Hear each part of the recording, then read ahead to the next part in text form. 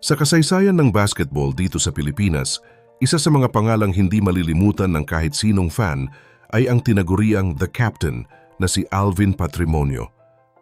Noong dekada 90, siya ang naging mukha ng tagumpay at katapangan sa loob ng basketball court dahil sa kanyang pambihirang galing sa pagpuntos at pagkuha ng mga rebound.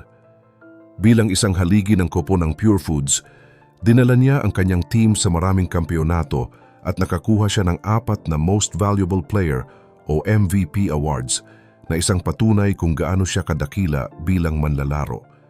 Pero bago ang lahat ng mga parangal na ito, dumaan din si Alvin sa mga matitinding pagsubok kung saan halos walang naniwala sa kanyang talento noong siya ay nagsisimula pa lamang sa kanyang karera.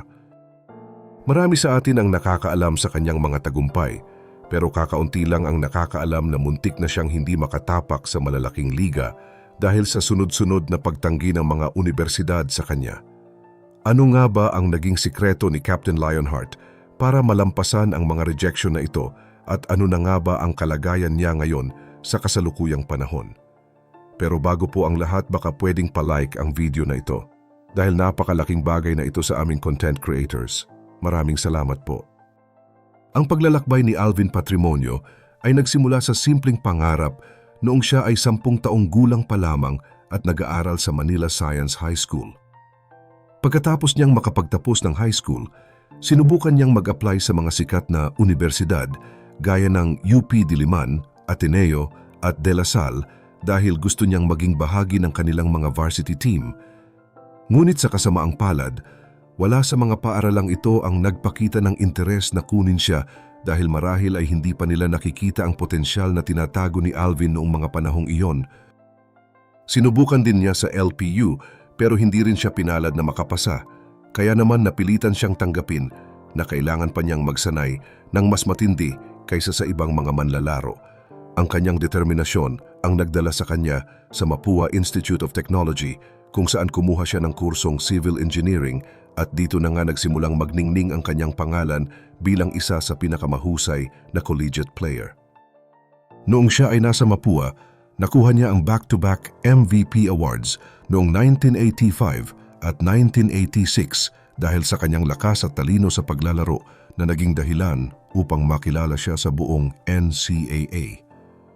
Kahit hindi niya nabigyan ng kampeonato ang Mapua sa loob ng 4 na taon, sapat na ang kanyang ipinakitang galing para mapili siyang maglaro sa pambansang koponan at kalaunan ay pumasok sa PBA noong 1988.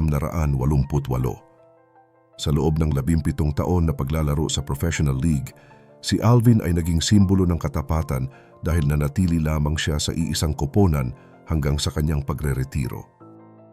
May taas siya na 6 na talampakan at 3 pulgada at ang kanyang galaw sa loob ng court ay madalas ihambing sa NBA superstar na si Karl Malone dahil sa hirap niyang pigilan kapag hawak na niya ang bola.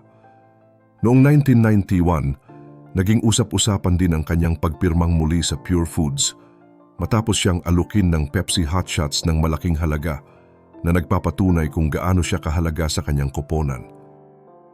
Ang pagpirma ni Alvin Patrimonio sa malaking kontrata noon ay naging mitya para bansagan siyang multi-millionaire na manlalaro ng PBA, isang bagay na hindi pa gaanong karaniwan noong panahong iyon.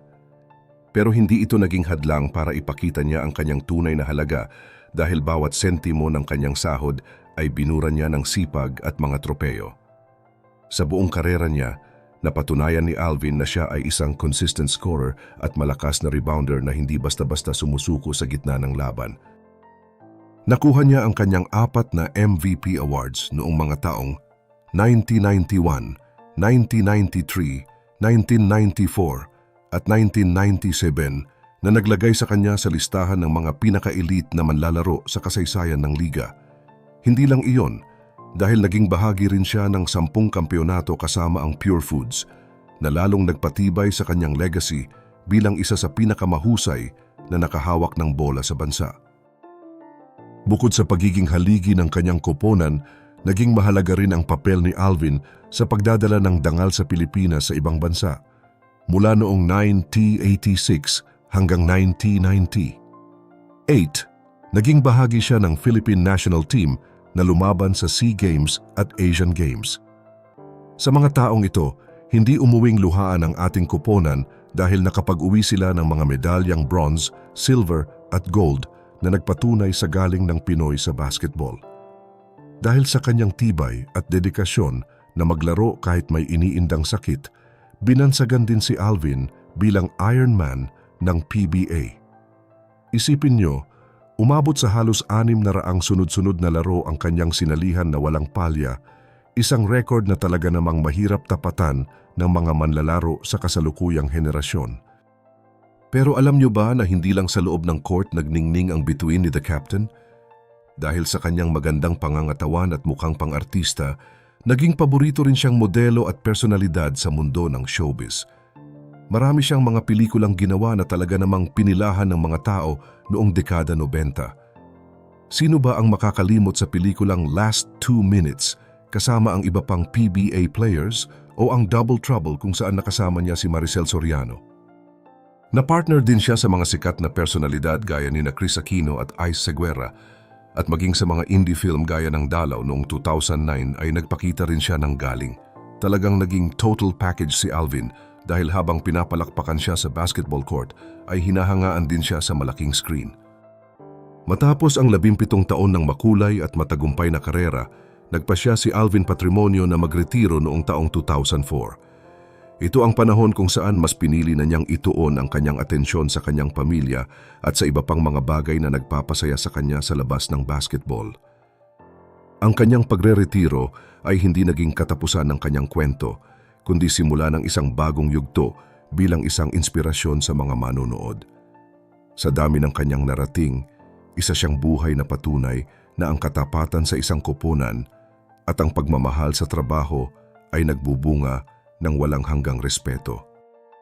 Kahit matagal na siyang nagretiro sa paglalaro, hindi kailanman nawala ang pangalan ni Alvin Patrimonio sa listahan ng mga pinaka-impluensyal na tao sa industriya. Noong taong 2000, pinarangalan siya bilang isa sa 25 pinakamahusay na manlalaro sa kasaysayan ng PBA at muli itong nadagdagan noong 2015 nang mapabilang siya sa 40 greatest players ng liga. Ang mga pagkilalang ito ay patunay na ang kanyang galing ay hindi lang pansamantala kundi tumatak rin sa bawat henerasyon ng mga Pilipino. Pero hindi rin siya tuluyang lumayo sa court dahil naging aktibo siya bilang team manager ng Magnolia Hotshots. Ang koponang dati ay Pure Foods na kanyang pinagsilbihan ng buong katapatan. Dito, ipinagpapatuloy niya ang paggabay sa mga bagong manlalaro gamit ang kanyang talino at karanasan bilang isang mahusay na pinuno. Dahil sa kanyang paraan ng pagpapatakbo sa team, hindi nawala ang bansag sa kanya na The Captain, dahil hanggang ngayon ay siya pa rin ang tinitingala sa loob at labas ng dugout. Sinubukan din ni Alvin na ibahagi ang kanyang kaalaman sa mga batang atleta nang maging bahagi siya ng coaching staff para sa NU Bulldogs sa UAAP noong taong 2016. Gusto niyang ituro sa mga estudyante ang kahalagahan ng disiplina na siyang naging susi sa kanyang mahabang karera. Pero bukod sa sports, sumabak din siya sa ibang larangan gaya ng serbisyo publiko. Noong taong 2022, naglakas loob siyang tumakbo bilang alkalde sa kanilang lalawigan dahil sa kagustuhang makatulong sa mas maraming tao. Kahit na hindi siya pinalad na manalo sa eleksyon, hindi ito naging hadlang para ipagpatuloy niya ang pagtulong sa iba sa mas pribadong paraan. Sa kasalukuyan, si Alvin ay masayang naninirahan sa Cainta, Rizal kasama ang kanyang asawa at mga anak, kung saan ine-enjoy niya ang bunga ng lahat ng kanyang pinaghirapan sa loob ng maraming taon. Kapansin-pansin din na kahit nagkakaedad na siya, ay nananatili pa rin ang kakisigan at magandang pangangatawan ni Alvin Patrimonio. Dahil dito, madalas pa rin siyang makita sa mga billboard at television bilang endorser ng iba't ibang produkto na pinagkakatiwalaan ng masa. Aktibo rin siya ngayon sa PBA Legends Foundation, isang samahan na ang pangunahing layunin ay magbigay ng tulong sa mga kapwa retiradong manlalaro na nangangailangan ng suporta. Ipinapakita nito na ang puso ni Captain Lionheart ay hindi lang para sa basketball, kundi para rin sa kapakanan ng kanyang mga kasamahan sa industriya. Halos 2 dekada na ang nakalilipas mula nang huli siyang maglaro sa professional league, pero ang bawat puntos at rebound na ginawa niya ay mananatiling bahagi ng kasaysayan na yumanig sa mundo ng mga Pinoy basketball fans. Ang kwento ni Alvin Patrimonio ay isang paalala na ang tunay na alamat ay hindi lang sinusukat sa dami ng puntos na naitala, kundi sa kung paano niya napanatili ang kanyang integridad at pagmamahal sa kanyang koponan at bayan.